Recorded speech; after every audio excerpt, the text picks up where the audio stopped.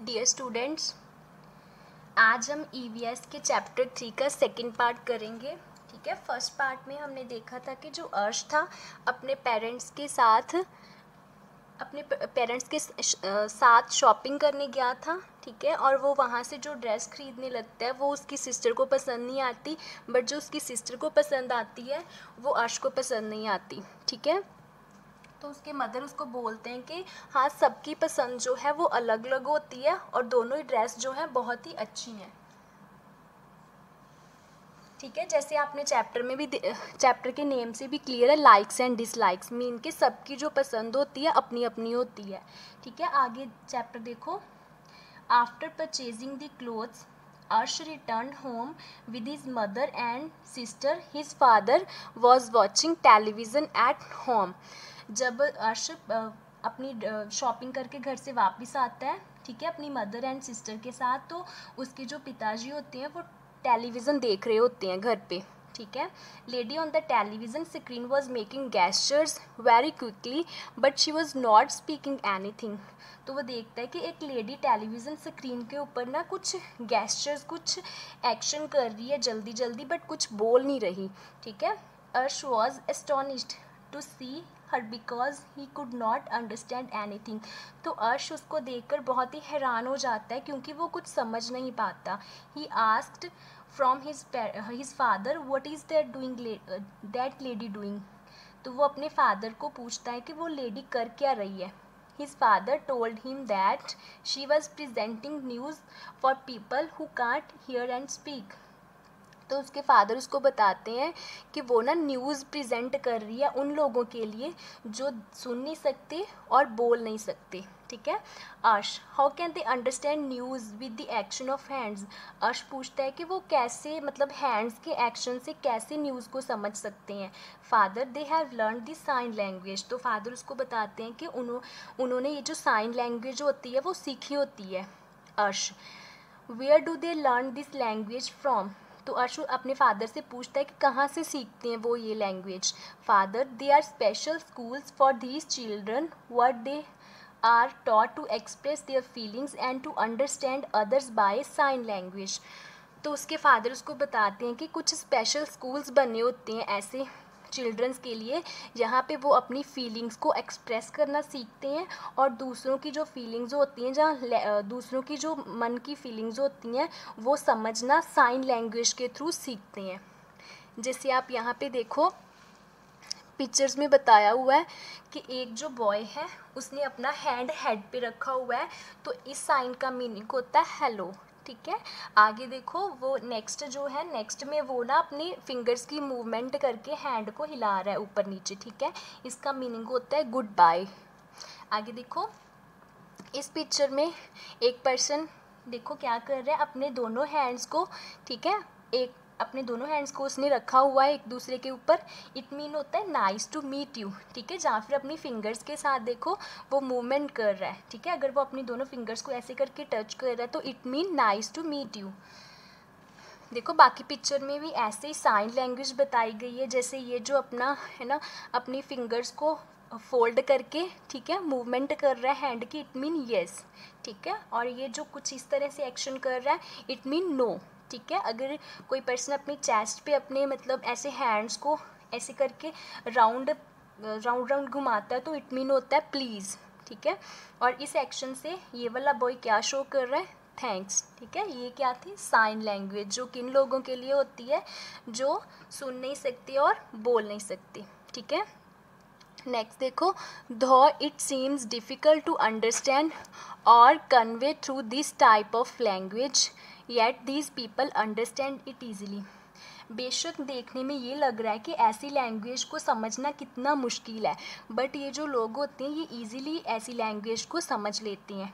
If a person lacks one sense organ, the brain concentrates on remaining sense organs which become more sensitive. अब देखो, जैसे उन्होंने बोला है कि अगर किसी पर्सन का कोई सेंस ऑर्गन्स काम नहीं करता या फिर उसमें, ठीक है, वो लॉस हो गया है, जैसे मान लो कोई भी पर्सन है अगर वो सुन नहीं सकता, ठीक है, तो उसकी जो आई साइट है ना, उसकी जो देखने की शक्ति है वो उतनी ही ज़्यादा होगी। ठीक है, उसका ब्रेन जो है, उसकी जो विजुअल पावर है उस पर उतना ही ज़्यादा कंसंट्रेट करेगा। ठीक है। ऐसे उन्होंने बोला है कि अगर कोई भी पर्सन का सेंस ऑर्गन्स लॉस हो जाता है उसको, तो उसका ब्रेन जो होता है उसके दूसरे जो सेंस ऑर्गन्स होते हैं उस पर उतना ही ज़्यादा कॉन्सेंट्रेट करता है। जैसे उन्होंने एग्जांपल बताई है, visually impaired people are more sensitive to touch and their hearing power is also very strong. उन्होंने बोला कि जो पर्सन देख नहीं सकते, अगर हम उनको टच करते हैं तो वो बहुत ही सेंसिटिव होते हैं, उनको एट ए टाइम फील हो जाता है कि हमें किसने कहाँ पे टच किया है, ठीक है। And their hearing power is also very strong, और उनकी सुनने की जो शक्ति होती है वो भी उतनी ही ज़्यादा स्ट्रॉन्ग होती है, ठीक है। Similarly, deaf people make more use of eyes, so these kind of people okay, उन्होंने बोला इसी तरह जो deaf people होते हैं, ठीक है, और उनकी जो आइज़ होती है वो उतनी ही, देखने की जो पावर होती है वो उतनी ही ज़्यादा स्ट्रॉन्ग होती है। सो these kind of people are nowadays called differently abled rather than handicapped। अब देखो उन्होंने बोला है कि जो इस तरह के लोग होते हैं उनको हम डिफरेंटली एबल्ड पीपल बोलते हैं, उनको हैंडीकैप्ड नहीं बोला जाता। आगे देखो, their needs are different, if their needs are properly fulfilled they can lead not only normal life but also can excel in different fields. Helen Keller is a great example. अब उन्होंने बोला है कि अगर ऐसे लोगों की सारी ज़रूरतें पूरी की जाए ना, तो वो नॉर्मल लाइफ से भी ज़्यादा आगे बढ़ सकते हैं, ठीक है, डिफरेंट क्षेत्र में माहिरता हासिल कर सकते हैं। जैसे उन्होंने बोला है कि हेलन केलर की एक एग्जांपल ले लो, ये एक ग्रेट एग्जांपल है। ऐसी देखो, Helen Keller was deaf and blind, but she got good education, wrote dozens of books, traveled around the world, met with different presidents of America, and received many prizes and honors। Helen Keller जो lady थी वो deaf and blind थी, means कि वो ना ही सुन सकती थी ना ही देख सकती थी, ठीक है, बट उसने बहुत ही अच्छी एजुकेशन ली, उसने बहुत सारी डजन्स ऑफ बुक्स लिखी, ठीक है, वो पूरी ऑल अराउंड घूमी, ठीक है, पूरे वर्ल्ड में घूमी, और वो अमेरिका के बहुत ही डिफरेंट प्रेसिडेंट को मिली, ठीक है, और उसने बहुत सारे प्राइजेस भी रिसीव किए, ठीक है, उसको बहुत सारे इनाम भी मिले। आगे देखो, this is a picture of Helen Keller, ठीक है, ये हेलन केलर की पिक्चर दी गई है। आगे देखो, she was 1.5 years old when she lost her hearing and eyesight due to illness. When she was 7 years old, her parents hired an able teacher, Annie Sullivan, for her education. Helen Keller जब 1.5 साल की थी तो उसकी जो किसी बीमारी की वजह से उसकी सुनने की और देखने की जो शक्ति थी वो चले गई, ठीक है, और जब वो 7 साल की हुई तो उसके पेरेंट्स ने उसके लिए एक टीचर हायर किया ताकि उसको एजुकेशन दे सकें। आगे देखो, she tried to teach Helen by writing words on her hand, but it was difficult as the meaning could not be convey to her by speaking और बाय शोइंग, ठीक है, but उस टीचर के लिए Helen Keller को पढ़ाना बहुत ही मुश्किल था। वो क्या कर रहा था टीचर, उसके हैंड के ऊपर ना क्योंकि वो कोई भी जो था हेलन केलर थी वो ना तो सुन सकती थी, ठीक है, और ना ही देख सकती थी, इसलिए उसको पढ़ाना बहुत ही मुश्किल था, ठीक है। तो हेलन केलर का जो टीचर थी एनी सुलेवान, वो क्या करती थी, उसके हैंड के ऊपर वर्ड्स लिखती थी, ठीक है, बट वो समझ नहीं पाती थी क्योंकि ना तो वो सुन सकती थी, ठीक है, ना ही उसको बोलकर कुछ समझाया जा सकता था और ना ही उसको कुछ शो करके। तो one day while sitting near a tap, her teacher put a few drops of water on one of her hand and dropped water on the other. From that day Helen was able to understand the meaning of words. तो एक दिन उसकी teacher any ने क्या किया, वो ना tap के नियर बैठी थी, तो उसने हेलन केलर के हैंड के ऊपर कुछ वाटर की ड्रॉप्स डाली और बाद में उसके हैंड के ऊपर वाटर लिख दिया, ठीक है। उस दिन से जो हेलन केलर थी उसको मीनिंग्स का मीनिंग जो था वो समझ में आने लगा, ठीक है। She touched the ground immediately and teacher wrote ground on her hand. This way she learned 30 words in one day and thus started her education। तो बाद में उसने इमीडिएटली तुरंत ही ग्राउंड को टच किया, ठीक है। तो उसके टीचर ने उसके हैंड के ऊपर ग्राउंड लिख दिया, ठीक है। इट मीन कि उसको क्लियर हो गया कि जिसको उसने टच किया है उसका नेम ग्राउंड है, ठीक है। इस तरह उसने एक दिन में 30 वर्ड्स सीखे। thus started her education, and इस तरह उसने अपनी जो एजुकेशन थी वो स्टार्ट कर ली। आगे देखो, she learn 5 languages through Braille script and become a famous writer. Many people got inspiration from her life despite their physical losses. इस तरह उसने 5 लैंग्वेज सीखी, ठीक है, ब्रेल स्क्रिप्ट के थ्रू, और एक बहुत ही फेमस राइटर बन गई। अब देखो ब्रेल स्क्रिप्ट क्या होता है, ठीक है। ये एक ऐसी स्क्रिप्ट होती है जिसको जो डिफरेंटली एबल्ड पर्सन्स होते हैं जिसको टच करके पढ़ते हैं, ठीक है। जैसे देखो, in this script dots are engraved on the paper instead of writing word so that person can touch it. अब देखो जैसे ये पिक्चर्स दी गई हैं, इनमें जो ब्लैक डॉट्स हैं वो इंग्रेव्ड हुई होती है, उभरी हुई होती है।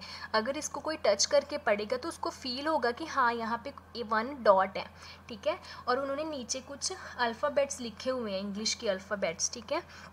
और जैसे उन्होंने यहाँ पे टच करने तो उनको एक डॉट फील होनी है यहाँ पे, इट मीन कि ए, ठीक है। उनको क्लियर हो जाना है कि 1 डॉट का मीनिंग क्या है, ए, ठीक है। अगर नेक्स्ट वो टच करेंगे इस साइड, अगर 2 डॉट्स फील होंगी तो इट मीन बी, ठीक है। इसी तरह जो बाकी जो ब्लैक डॉट्स हैं, ठीक है, उनको टच करके वो अल्फ़ाबेट्स सीखते हैं, ठीक है, जिनको हम क्या बोलते हैं, ब्रेल स्क्रिप्ट। आगे देखो, some people are unable to walk properly. They can move from one place to another only with the help of crutches, tricycles or on wheelchairs. आपने ना कुछ लोग देखे होंगे जो चल नहीं पाते हैं ना, प्रॉपरली चल नहीं पाते, और अगर उन्होंने एक जगह से दूसरी जगह जाना होता है तो वो अपने क्रचेज़ की हेल्प से जाते हैं, जहाँ जो ट्राईसाइकिल्स होते हैं, जहाँ व्हील चेयर्स के ऊपर बैठ कर जाते हैं, बिकॉज वो वॉक नहीं कर पाते हैं ना, चल नहीं पाते। But tricycles can't reach the buildings which are above ground level and have stairs. But अगर ऐसे पर्सन जो चल नहीं पाते तो वो अपने ट्राईसाइकिल्स की हेल्प से किसी बिल्डिंग के ऊपर नहीं चढ़ सकते हैं ना, जो अगर उन्होंने ग्राउंड लेवल से किसी बिल्डिंग के ऊपर चढ़ना है, ठीक है, और उस बिल्डिंग में स्टेयर्स हैं तो वो नहीं चढ़ पाते। To overcome this difficulty ramps are made near the stairs in public places so that differently abled people can use tricycles और wheel chairs without any difficulty. अब देखो उनकी इस प्रॉब्लम को सॉल्व करने के लिए जो पब्लिक प्लेसेस होते हैं वहाँ पे रैंप बने होते हैं, ठीक है। रैंप मीनिंग के आपने कभी देखा होगा कि स्टेयर्स के पास ना ऐसे प्लेन ढलान जैसा प्लेन जो होता है एरिया बना होता है, ठीक है, स्टेयर्स के पास ही। वो क्यों बना होता है कि जो लोग चल नहीं पाते उनका जो ट्राईसाइकिल है वो इजीली बिल्डिंग के ऊपर जा सके, ठीक है, ताकि उनकी जो प्रॉब्लम है वो कम हो जाए। So that differently able people can use tricycle and wheelchairs without any difficulty, ठीक है, ताकि वो अपना ट्राईसाइकिल यूज़ कर सके बिना किसी प्रॉब्लम के, बिना किसी मुश्किल के। You might have seen ramps along with the stairs in the recently built rooms or toilets of your school. उन्होंने बोला है कि आपने जो अभी रिसेंटली बिल्डिंग्स बन रही हैं, जहाँ रूम्स बन रही हैं, तो उनमें हर एक बिल्डिंग में स्टेयर्स के पास रैंप भी बने होते हैं, ठीक है। हमारे स्कूल में भी आपने देखा होगा कि स्टेयर्स के पास रैंप भी बने हुए हैं। Actually many children affected with polio diseases had been unable to walk properly.